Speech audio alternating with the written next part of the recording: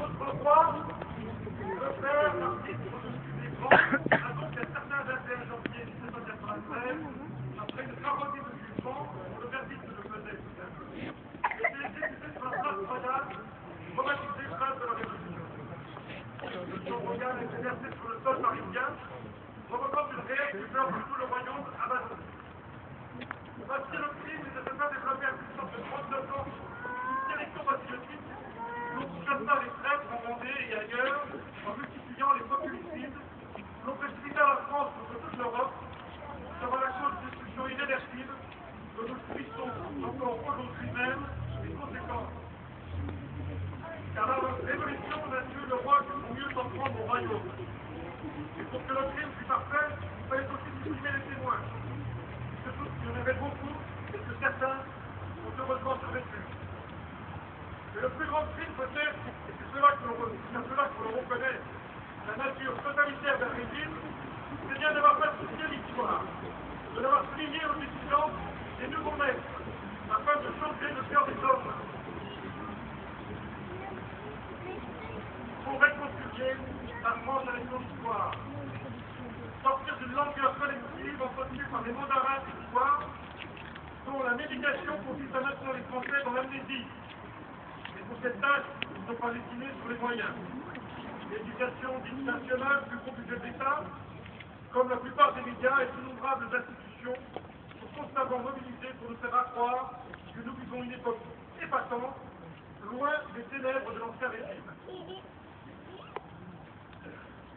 Et comment en serait-il autrement si les Français connaissaient leur histoire et développeraient un véritable esprit critique, et qui cessent de avancer par eux-mêmes? Depuis l'éclatement de la bulle financière qui a provoqué l'effondrement du système économique et la remise en cause soudaine et inattendue du credo libéral, on reparle de crise. Mais nous savons bien, nous autres, qu'au-delà des apparences entretenues par ceux dont la mission consiste à surveiller la pensée, que cette crise est beaucoup plus ancienne. Une crise qui date dans ce pays, qui dure, et quand ça dure, on peut encore parler de crise. Mais c'est pas plutôt une pathologie. Et nous, les royalistes, nous, les fidèles du roi, nous, les amoureux de la France, où en sommes-nous comme acteurs de la vie sociale de cette mission? De quelle manière est constitué notre royalisme comme engagement personnel, comme mode de vie, comme fidélité, comme témoignage, comme état d'esprit? Sommes-nous seulement de ces gens qui arborent la politique dans cette occasion? Sommes-nous de ceux qui se réfugient dans un passé révolu pour fuir un présent qui leur fait peur, en se livrant à une idéalisation irrationnelle de ce passé? Non, le royaliste est comme tous les Français héritiers. À ceci près qu'à la différence de beaucoup de Français, lui, est pleinement conscient de cet héritage.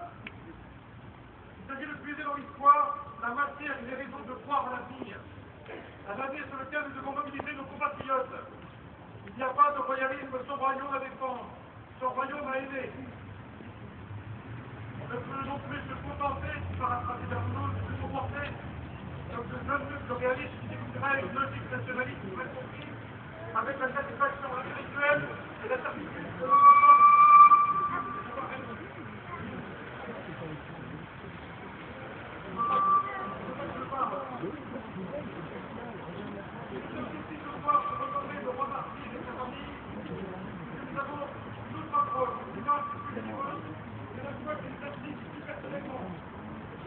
Le royalisme témoigne par son engagement de l'épermanence du royaume.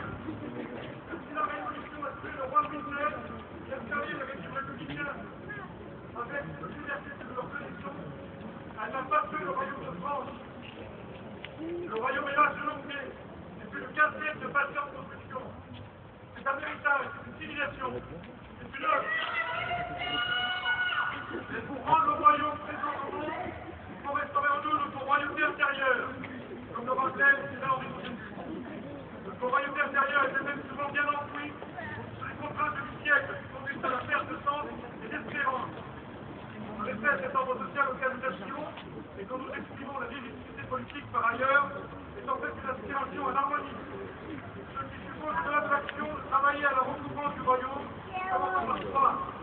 Nous ne prenons rien de sérieux si le royalisme n'est pas le porteur et l'expression du royaume. Et par conséquent, il ne fait pas en nous une transformation profonde de notre être. liberté et de l'indépendance d'esprit. Je crois du reste que tous les concepts, celui de la liberté s'attache le plus à la personnalité du royaliste. Notre responsabilité individuelle est grande. Nous ne pouvons nous contenter d'être royalistes à l'occasion de quelques cercles de commémoration. Le royalisme est libre, il est donc libérateur. Il a pour tâche de révéler et de libérer le royaume. En effet, être royaliste ne signifie pas seulement avoir une opinion, mais porter haut les valeurs intrinsèques du royaume. C'est un choix de fidélité, d'engagement au service d'une cause qui nous dépasse. C'est un témoignage ici et maintenant de l'existence du royaume, où chacun de nous est aussi porteur d'une parcelle. En attendant le retour du roi, ce qui nous unit le plus sûrement, c'est sûrement, précisément, le royaume que nous partageons.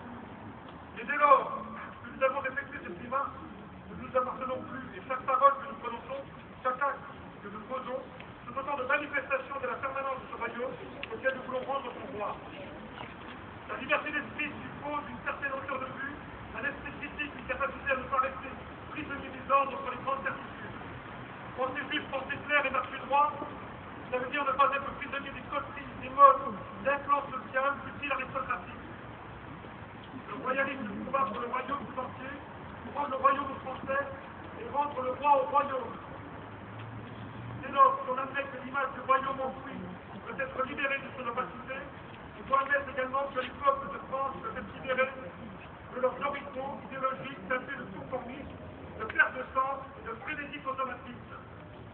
Et ces peuples de France, grand Dieu, nous royalistes, nous en faisons partie. Nous partageons solidairement leurs joies et leurs souffrances.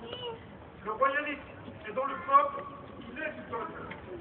Aidons nos compatriotes à se réassocier leur mémoire et rendons aux Français leur royaume de la même façon que nous autres rendre au royaume de France son roi. Vive la France, vive le roi. Oh